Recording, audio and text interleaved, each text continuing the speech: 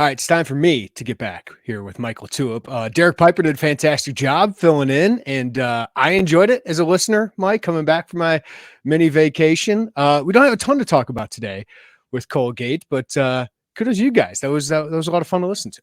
It was fun. It was a change of pace. I Need that. thought Pipe was awesome. I think he got the full experience for doing a pod with me, where some of those probably 2-minute answers, or should be 2-minute answers, turn into 3.5. But yeah, I thought he handled it like a pro.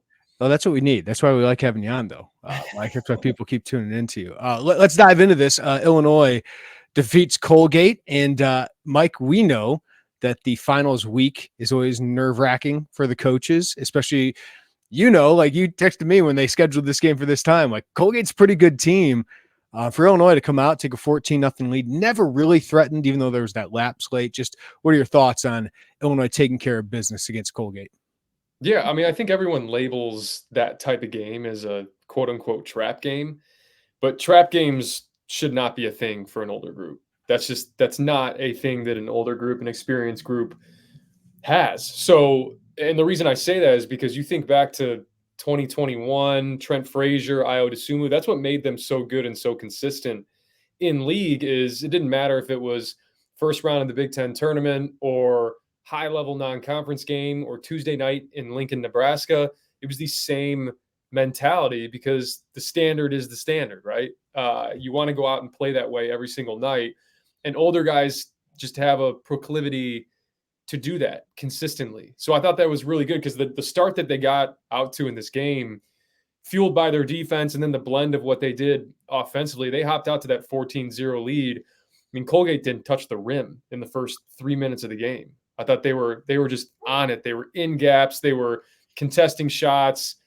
Coleman slips out of screens. Ty Rodgers getting downhill. Terrence Shannon makes a couple threes. Quincy's getting to the rim. It all kind of was packaged together there. And I thought it was a big reason why they got off to such a great start. And look, Colgate switched things like crazy defensively. They played zone. They iced on the sideline. They dropped in the middle of the floor. They were switching everything to start the game. And I thought this Illinois team didn't blink on the offensive end. Now, there were some lulls there in the second half, but on the whole, I mean, that was 32 minutes of really good basketball. It was mature, right, Mike? I mean, that's what you're kind of getting out of this group. Like, the first 3 games, it felt like they were trying to feel each other out, and they had some of those slow starts against lower level opponents. For the last month, you can count on, like, this team is reliable when it comes to being mentally prepared, physically, imposing their physicality on teams. What is the value of that in a coaching staff?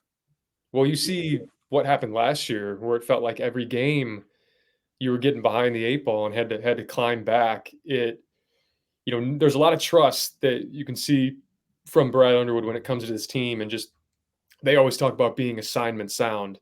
And if you're assignment sound to start the game, hey, are we going under on this guy? Are we going over on this guy? There's less miscommunication. There's less busted switches. And those are the things that just irk you as a coach to start a game, because you're like, hey, the scouts should be fresh, right? We've done this all week. We repped it this morning at shoot around. And if you're making mistakes in the first 5 minutes of the game, that's an issue. That's a big issue. And this team doesn't do that. I mean, the first play of the game, they try to go right to a little high-low entry pass, and Quincy does a great job getting over 3/4 in the post, and it goes out of bounds. And Quincy's not the type of guy that's going to sit there and like pump his chest, and immediately he went to go take the ball out and he's nodding to the coaching staff, and you inbound it and you go. And that creates trust not only from the staff to the players, but you can see player to player. That's one of the biggest things that stands out to me. And we'll get into Terrence and all that. But man, when you feel like the guys behind you are taking care of you, if you mess up or if you bust a switch, you got guys that are willing to recover and are in the right spot, that allows you to just go and play both offensively and defensively. So I thought that was great. I thought it's a big reason why they've gotten off to these great starts. I want to get into the supporting cast immediately for Terrence Shannon here, but Ty Rodgers had one of his best games of the season. Brad Underwood certainly said that. 4 points. He was more aggressive, didn't finish some of those at the rim. And then he had 8 rebounds, a career high, tied a career high, and a career high 5 assists in that one. What do you think he can build off from that? Mike, what can translate now going into Missouri for Ty Rodgers? Yeah, well, I said last year, even going into the season, that last game against Arkansas, you want to see a guy build an identity as a player. And I thought even in that Arkansas game, he didn't have one yet. Mm-hmm. And it was kind of, am I in the dunker spot? Am I kind of just a cutter? Do you want me to handle the ball? And now it's just, he knows what he's doing. Hey, if I'm bringing the ball up, I'm breaking pressure. I'm not just getting rid of it early just to get it across the timeline and flip it over to Coleman. Let's get us into stuff. If I feel like I like a matchup, let me attack it. Let me get downhill, drop off to Quincy Guerrier. Like, he's starting to recognize that. And I've said this about players. There is zero stubbornness to his game. Yeah. Zero.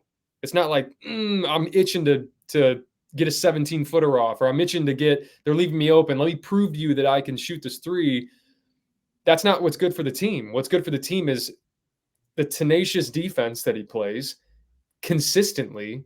Now, he has lulls every now and then, like every player does, but on the whole, he does it every single game. He's taking care of the ball, 5 assists, 1 turnover. Those are the numbers that you look at for Ty. Rebounds, assists, turnovers. I mean, you don't have to look in the point column for him. Now, did he back a guy down and stop a run when they really needed it, when it got down to a 10-point game? The fact that he's able to do that. And there's also times where I feel like someone has to tap him on the shoulder and be like, dude, you're 6'6". Don't forget that when you get down there. Everything's like kind of quick finishes, and maybe that's avoiding getting fouled potentially. But he's also starting to make free throws at a higher clip too. And if you're in situations like that where you game after game, it's like, man, I know exactly what to expect because this is my role and I play it at a very, very high level. And that is going to help this team immensely. He knows who he is and he helps this team. Yeah. And listen, I get it. Like if you had a Nico Moretti type handle in there that could break down an offense, but there's also the downside of what happens defensively and on the glass if a guy like Nico Moretti is in. So, the point guard situation is what it is, Mike, but there's also like the upside of Ty Rodgers. I don't think enough people talk about, even though he can be a negative at times offensively because he's not a shooting threat.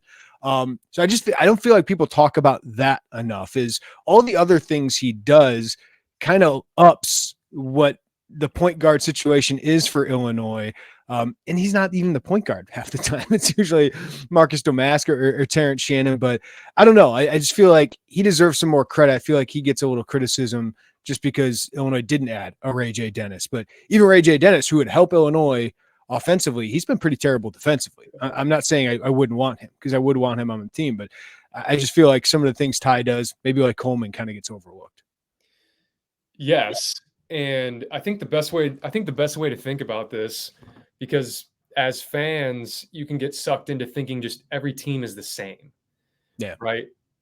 Oh my gosh, if you don't have point guard play, here is where your floor is, here is where your ceiling is. It's okay to not have point guard play. You just better be damn good in those other areas. Yes. Like damn good in those other areas. And they've been damn good on the defensive end. And the analogy that I made, and apologies if I've said this before, but think about like NBA 2K. Think about building a video game character, all those different sliders, right? Oh, his athleticism's 92 and his ball handling is 68. And so think about where this team is at, maybe as a point, like from point guard play. Let's say it's at a 78, right? But their defense is at a 92 and their offensive rebounding is at an 88. Now you can be a team that's a 78 with point guard play that's also 72 on the defensive end and is also, 67 on the offensive. Those are the teams that lose a lot of games.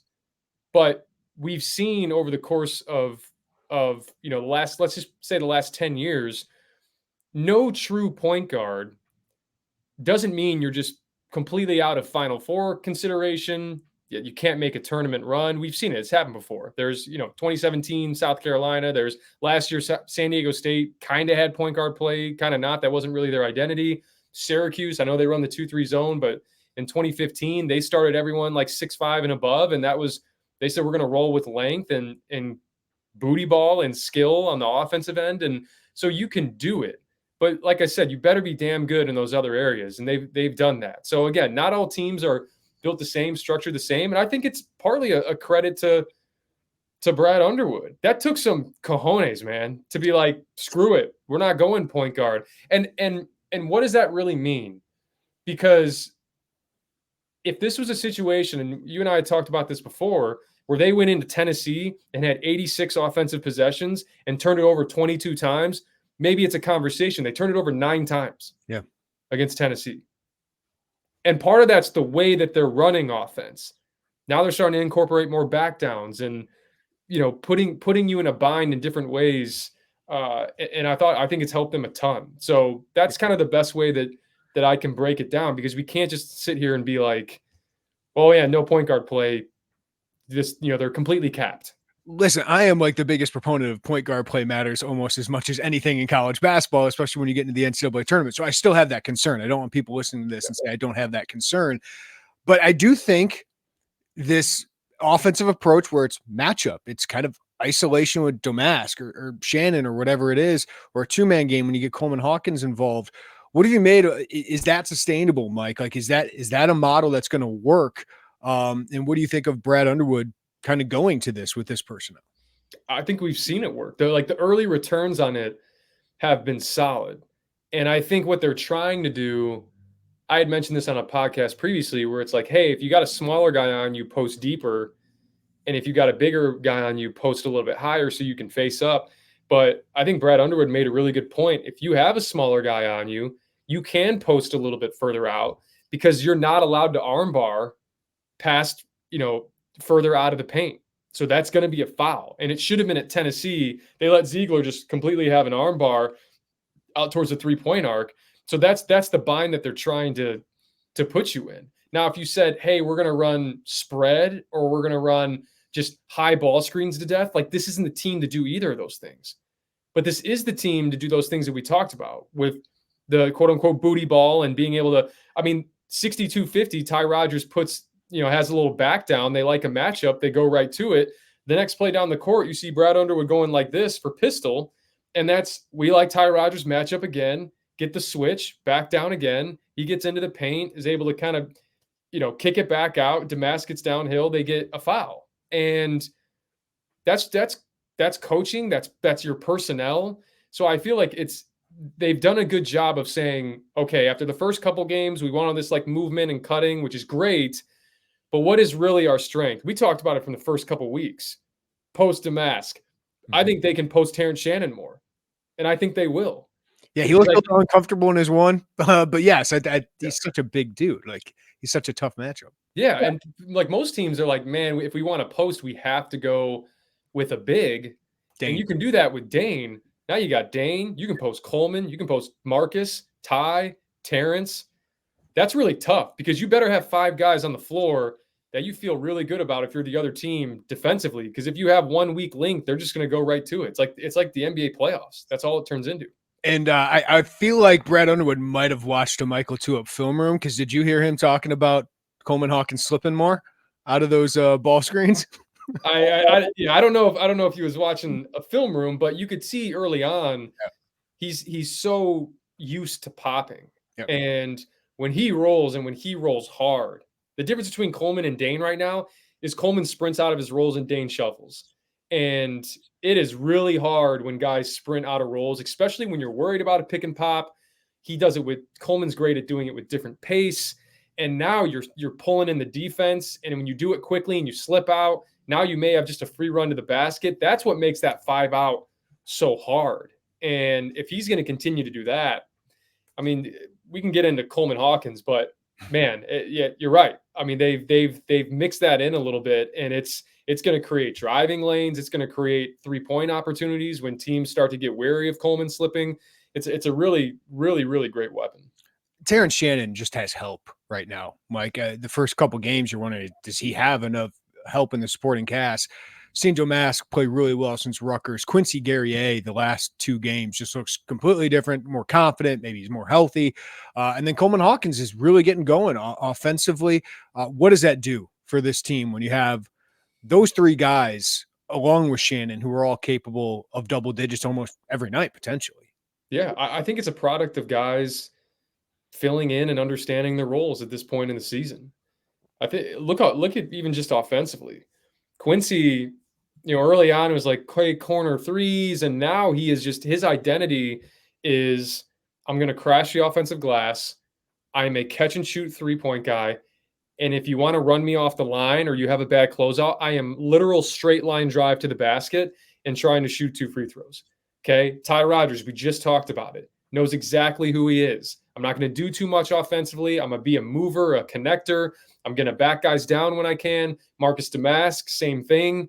I'm coming out. I need to be a threat when I'm coming off of ball screens, when I'm operating in the half court. And then Coleman, again, we just talked about it. Slipping, pick and pop, having a variety, being a guy that is also one of those connectors. Guys are starting to fall into their roles. So now Terrence doesn't have to carry that burden offensively. It actually makes him better offensively because there's more threats on the court, which means more driving lanes for him. And he's more opportunistic and, in transition. And then defensively, because all these guys are starting to come along and figure out who they are offensively, he can just go to town like he did on Sunday. I mean, Braden Smith is a really good point guard, Colgate Braden Smith, but he was just taken out of the game. Mm-hmm. That's like all Patriot League type of guy. And it was just, man, Terrence didn't need to spend so much energy offensively trying to create and get things going to where you just stuck him on that point. It was game over. Mm-hmm. I mean, there was no way Colgate was going to win that game without Braden Smith getting off. And Terrence just 5 blocks, coming over from the weak side, doing it on the ball. I mean, it's freed him up more than even last year to just go and be Terrence Shannon. And now you got him really believing that he is that dude, and it becomes dangerous. Now the challenge for him is to say he can't come into games and be like, my guys got me, right? I need to, that's the challenge for him is, yes, you have help, but you also help all those other guys by you being aggressive, by you putting the pressure on. And there were 3 times in the first half where he ripped with that left hand. They wanted to help in from the ball side corner. Boom. Open look. Boom. That is, the gravity he's creating on these drives is freeing up all these guys. So that's my challenge to Terrence is, yes, you have help, but it is all like a symbiotic relationship. They will suffer if you aren't as aggressive and vice versa. Mike, I could go off on this for a little bit, but you're the guest. So I'm going to ask you, some fans want to see the freshmen, Amani Hansberry and Dre Gibbs-Lawhorn more. What would you say to them? I want to hear what you have to say about this. Why? I know why. They're nervous of transfers. They're nervous of the transfer portal. They're nervous of Jaden Epps, Sky Clark, Brandon Pajimski. You are the number 13 team in the country. Yeah. You have one of the oldest teams, and all of these guys, all of them are playing extremely well. Who are you benching? Yeah. Are you benching Quincy Guerrier for even Dane Danger right now? I'm not. Are you benching Coleman Hawkins for even Dane Danger? Amani Hansberry seems pretty locked in. I don't worry too much about him. You're going to need him when you're in foul trouble. He's going to have his time next year. Amani Hansberry is probably going to be a starter on next year's team. Dre Gibbs-Lawhorn probably going to be a starter on next year's team. I'm not benching Terrence Shannon or Ty Rodgers right now for him, or even Justin Harmon, who comes in and gives me exactly what I need. Dre Gibbs-Lawhorn, I don't want to lose a game just because I want to keep him for next year. I'm not going about it that way. Brad Underwood's pretty good in the portal. He can go find guys if he needs to. Those guys can develop and practice, and they're going to get their opportunities. You're the number 13 team in the country. Your potential, you got to try and win these games. I'm just not. If that's going to happen, Mike, it's going to happen, and Illinois is going to find more talent. But those guys do seem pretty locked in. You play to win the game. You play to win the game, and right now you have a team that can win a lot of games. You just asked 2 really good questions. You said why, and you said for who. Yeah. And that's the point, right? And this is what happens with really good teams. And the reality of college basketball right now is you could play the freshmen because of the anxiety of a potential departure. We've seen dudes leave anyways. Doesn't matter. So Jaden Epps and Sky Clark had all the playing time they wanted. Didn't matter. Yeah. So you can't sacrifice the now to project out a potential future. And again, it does go back to what Brad Underwood's done in the portal, because I think he's done a great job of reloading. Now, do you make it hard on yourself when you have kind of these rentals? And I hate calling like Damask and Harmon, those type of guys, rentals, but it's a 1-year thing. And you got to reset again next year. You got to reset again, likely the next year. But I think they've done a good job. Like you made the point. Last year, he invested so much in those freshman guards, and it completely backfires. It didn't matter. It just didn't. So maybe that's where I'm coming through. Is like, all right, I've seen this enough. I get it. I want Imani Hansberry here for the next 3-4 years. I want Ty Rodgers here through 4 years. Like Dre Gibbs-Allhorn, I think can be a special scoring guard in the Big Ten. I think he has a pretty good ceiling defensively as well. I want those guys around, but it feels like even if you do play them, it doesn't matter. Yeah, I mean, look at Kentucky. That's something I'll be watching all year, because it's very rare in this day and age. Kentucky was probably the last team to do it in 2012 with Anthony Davis and Michael Kidd-Gilchrist. It's just really hard to win with freshmen. And they've gotten off to a good start this year, Kentucky has. And they have Reed Shepherd and Dillingham and Wagner and Justin Edwards. I mean, they're loaded. What's that going to look like in February? And do some coaches feel vindicated for not relying on freshmen? But this is what I'll say about Dre and Imani specifically. The ticket onto the floor for freshmen, you've heard me say it before, is the defensive end. And unfortunately, the 5 guys that start and play a lot of minutes are damn good defensively. Right. Like really, really good on the defensive end. I think your 2 best lineups right now, at least in my opinion, are the starters and then 4 of the starters plus Goody. Mm-hmm. And Goody's another guy that goes in there that most times he ain't making a lot of mistakes. So that's just the nature of having a really good team. But another point that I want to make is, as fans, you watch games, right? And throughout the course of a season, there's 30 to 34 maybe games. There's 200 plus practices. And if you listen to Brad Underwood in press conferences and pregame stuff, he had a really good week of practice. Mm-hmm. Well, we knew he wasn't going to have a good game. He didn't have a good week of practice. And for freshmen, that is the hardest part, because you have older guys that understand what the kind of that meaning of practice is every single day and the consistent effort that needs to be brought every single day. And as a freshman, man, it is like one good practice, then 2 bad ones, and you're trying to fight that. And we always say, man, I put you in a pressure situation in a game. I've earned my coach's trust. There are 200 plus chances to earn your coach's trust throughout the season in practice. And it's human nature. If a guy has been turning it over, beat off the dribble, scored on like crazy, it's going to, throughout the course of a week in practice, how do you go into a game, especially a high level game, be like, let's put that guy in? So I'm not saying that they, freshmen Dre and Imani specifically are like really struggling in practice. I don't know that. I just know that's super common for freshmen, especially freshmen on a team that is very veteran laden. Dude, I was the only freshman on the team in 2012, 2013. The only one. I left practice at times I was like, what is going on? This is crazy. And I had no one else to gauge my progress off of. Nothing.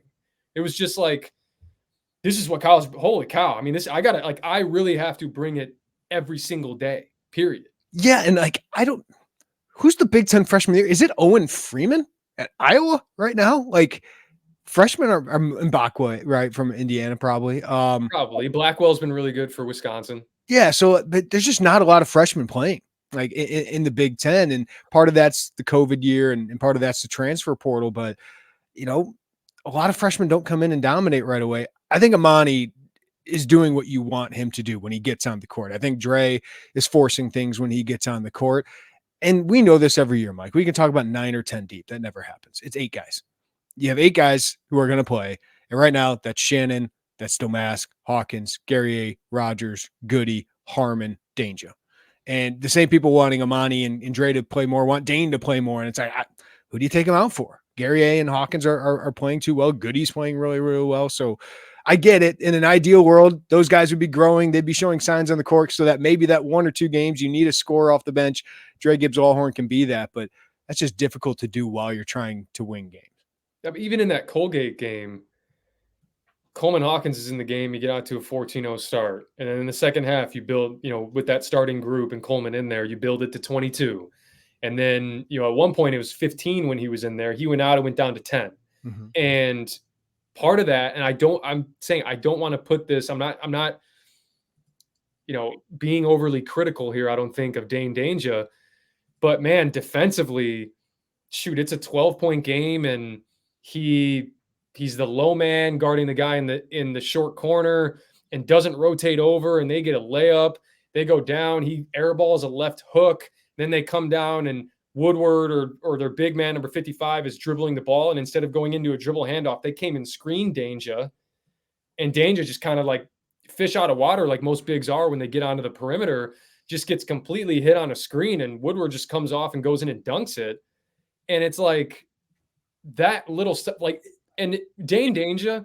And here's the issue for Dane, like we've talked about, this is a damn good team. Mm-hmm. I mean, Dane Danger is probably playing 25, 28 minutes a game for Minnesota for any of these other teams because he's talented, and he could probably be like an honorable mention all Big Ten guy because he would put up probably 15 and 9 or something along those lines.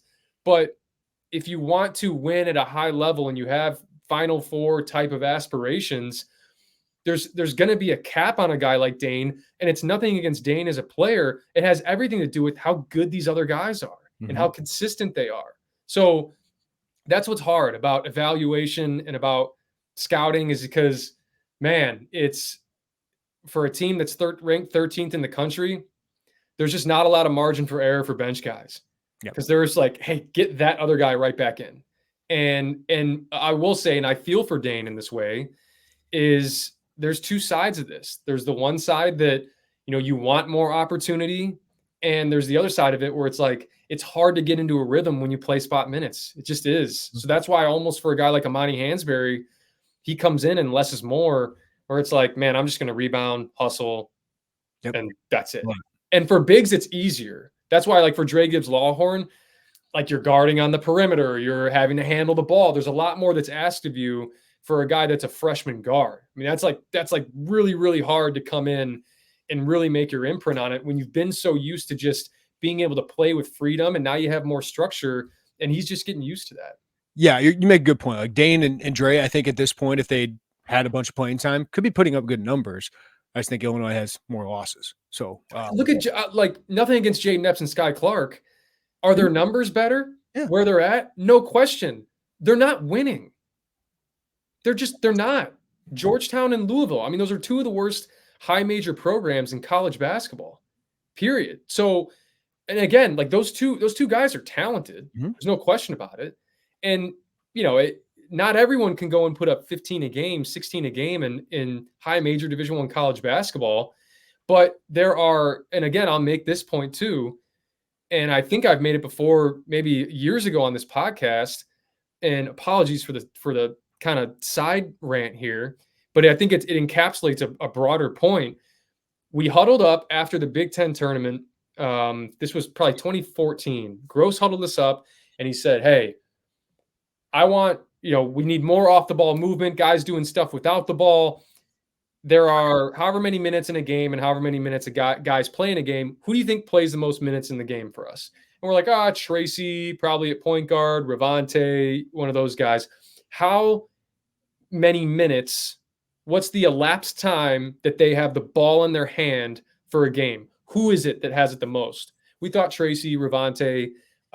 Let's go with Tracy. Yes, it was Tracy Abrams that, playing 32 minutes a game, had the ball in his hands the most. How long did he have the ball in his hands total throughout a game? Ooh, that's a good question. And everyone guessed like 8 minutes, maybe 9 minutes. 4 minutes and 10 seconds is how long he had the ball in his hands. And sometimes it was even less than that. So there are 29 minutes. Like 90% of the time you are on the court, you do not have the ball in your hands. And if you aren't a good defender, if you don't rebound at a high level, if you don't cut off the ball, if you don't space the floor, like that is basketball. It makes me think, how many does Luke Goody have the ball in his hands 40 seconds. Literally. I mean, that honestly may be high. And also, that's why they're trying to, you hear them talk about this a little bit, 0.5-second basketball, half a second basketball. They've referred to it like sometimes in press conferences. Steph Curry, there was a viral clip that, a couple, maybe like last year, where he's like 0.5-second basketball. When I catch the ball, shoot, pass, dribble, 0.5 seconds. It has to be one of the two.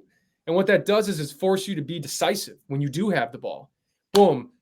Don't have it there, drive. Don't have it there, or shot, great. Put it on the deck. Move like that. It continues to have the defense moving. And that's Steph freaking Curry, man. I mean, that is like one of the Picassos of offense in our generation. So they've tried, I saw that in the first half against Colgate. It was like, boom. And even if you feel like you don't know exactly what to do, you're doing something and you're doing it with conviction. So, Jeremy, I don't even know how we got here. Yeah. I don't think it's a straw man, because I get it from everybody else. So I hope we're not making like a straw man kind of response here. But I just hear from a lot of people who are like, why aren't the freshmen playing more? And you're playing. I get it. No, I get it. Yeah, I understand the ideal version. I understand the angst about the portal. Listen, I don't think it matters. We saw it didn't matter last year. But anyway, you mentioned John Gross. He was really good in the Braggin Rights game. For all of the issues of that tenure, you guys owned it. Did you even lose one, Mike?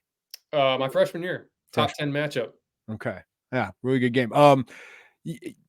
This is a different game. And I feel like the cliche of throw the records out certainly applies to this one. Missouri's 7-3 right now. Illinois 8-2. What is the vibe of this game as a player? Let me ask you. I'm gonna flip this back on you for a second. Yeah. Do you feel like? 4, by the way. Yeah. What's that? Missouri 7-4, by the way. Yeah. Do you feel like over the last maybe, and I'm saying this, I know I'm removed from it, but I feel like I've been around it enough now. Do you feel like this game has lost steam the last 5+ years?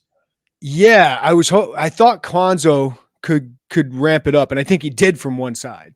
I think Missouri really cared about this game, and maybe Kwanzaa being from East St. Louis helped that. I think Brad underplayed it a little bit early on, and I think his guys were taken by surprise by how hard Missouri played in this. But Missouri's struggles under Kim Anderson certainly killed this game for a little bit. Missouri fans that just haven't shown up.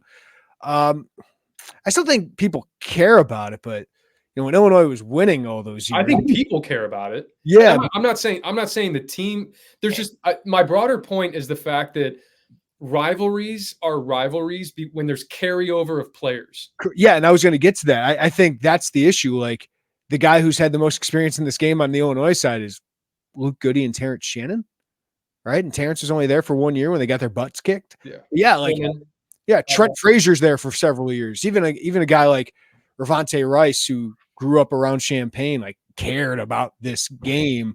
I do think the players, the player movement is created a different atmosphere. I mean, every single year ideally back in maybe like the early 2010s or just 2000s in general, it's like, man, remember what this guy did last year, and now we're playing him again, and there's just built up. I mean, think about the Bucks and the Pacers. They go and steal a game ball, and there's all this. And the reason why people are probably going to tune into the next one, I'm not saying everyone's going to do that, is because it's like, whoa, like these players play each other again. What's going to happen? Is there, bad blood from last year? And granted, last year, I think there's maybe 4 Mizzou players that are back. There's, I think, 5 Illinois players, Hawkins, Shannon, Goody, Rogers, and Dane. I do think early on in the Kwanzaa era, with Tillman, Javon Pickett. Yeah, I mean, that side cared. Like that side. Mark Smith. There was some juice there. I think familiarity though. Again, the juice that was like so blunt. It was like this guy was either committed or was at Illinois and is now playing for the rival, and that's an easy one to get up for. What's amazing though is on the flip side of that, like Iowa was there for 3 years, didn't win this game. Trent lost this game more often than he won. Like that's what's weird. Is those guys lost this game, even though there was carryover with them. So, and it's interesting too. Mizzou has had NBA talent. I mean, I'm thinking back to my freshman year. We were, and this was my first exposure. That game was insane. Granted, it was a top 10 matchup, So that helps too. But there were the amount of shit talking that was taking place at half court to the point like coaches stepping in. Tony Criswell was a guy that was just like pretty much there, Draymond Green, and like wanted to stir things up. And our guys were talking, their guys were talking, and it was like, oh, they just tense before tip off. And then everybody floods in. It's split right down the middle. That game was nuts. And you had like Phil Pressey, Jabari Brown, I think, had like a cup of coffee in the NBA. And then the following year, those guys leave, seniors, they all graduate. And then all of a sudden it's like, wait, who's this Jordan Clarkson guy who transferred in from Tulane or Tulsa, wherever he came from? And they had Jonathan Williams who played with the Lakers. And they like, you go down the line, Mizzou, and even last year, Kobe Brown, Drew Smith has played with the Heat.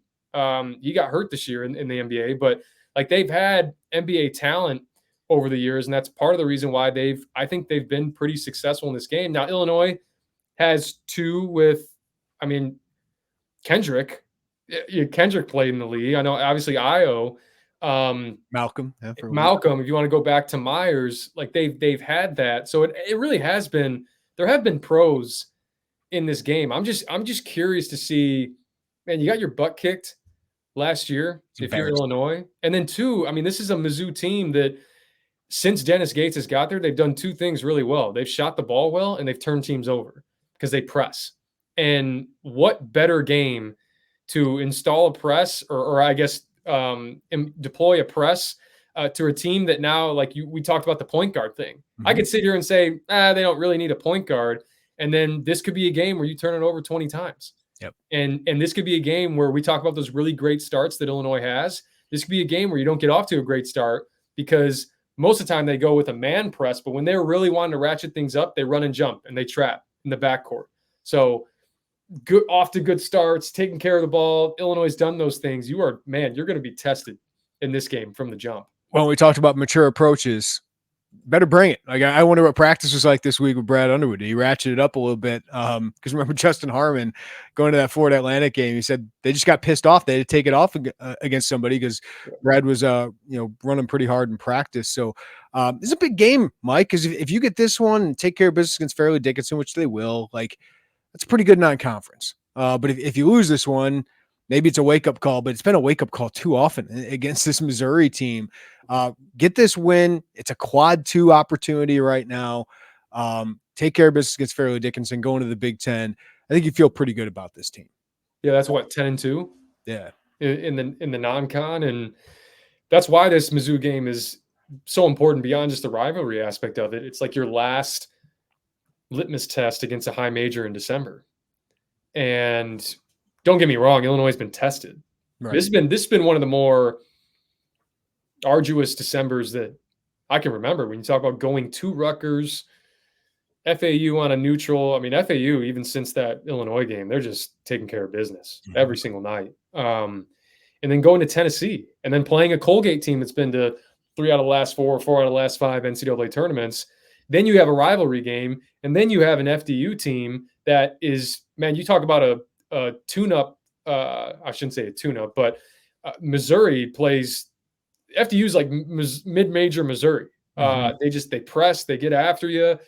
So this will be a great test to finish out the season because you want to be on the ascent when you head into this marathon of Big Ten play. But before I let you go, I just want to kind of reflect here. I've kind of hit on it, but like Illinois is number 13 in the country. There was a lot of nerves about this team, and maybe there will be if they lose to Missouri, but most think they're the second best team in the Big Ten. What has Brad Underwood done well through the first 2 months of the season? Well, we've talked about the portal. You only put yourself in this position if you go out and get the requisite personnel, right? And not only that, it's not only the players that he's gotten, it's the character of the guys that he's gotten. I really, even from afar, think the world of Quincy Guerrier. He's a great example, and hopefully a great example for guys like Dre Gibbs-Lawhorn and Imani Hansberry. Yep. It's like, man, I mean, Quincy couldn't hit the broadside of a barn for about a month, but you never once questioned his body language, his effort. And what that does is it puts you in position to go into Tennessee because you're in the right frame of mind and have the performance that he had. And if I'm Dre Gibbs Allhorn or Amani, it's like, man, I got to stay consistent mentally so that when I do get my chance, I'm at least putting my best foot forward. So that's the first thing. And you can say the same about Damask and Harmon. I think both of them have been just high character guys. But I'll also give Brad Underwood credit where I thought in the beginning of the year, you're trying to figure out what this team's identity is offensively. It's like, are we going to do these split actions? Are we going to, implement some spread concepts? What are we going to do? And then finally, you look at your personnel, you say, we have a lot of mismatches offensively. And I know we want to space and shoot threes, and that's what everyone wants to do nowadays.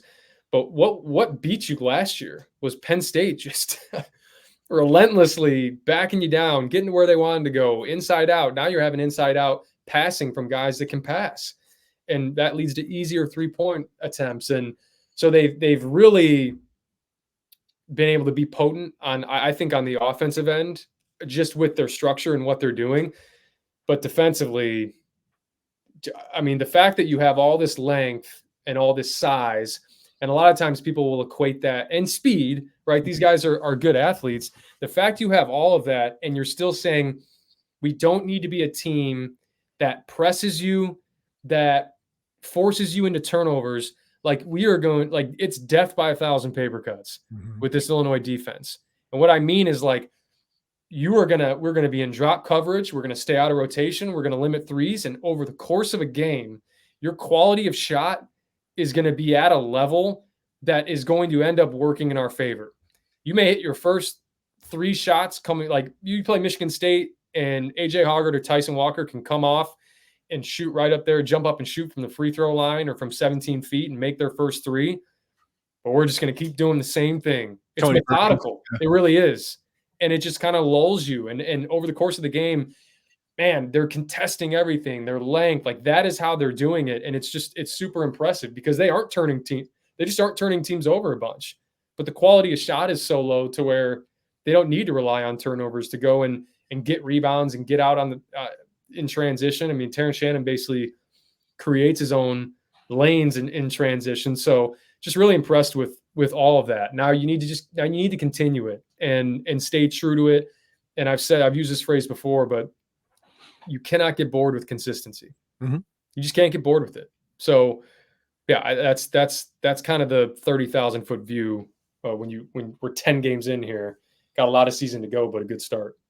Mike LaTulip, always appreciate the insight, man. Have a happy holiday, and we'll catch up with you next week, man. Sounds good, man. I appreciate it.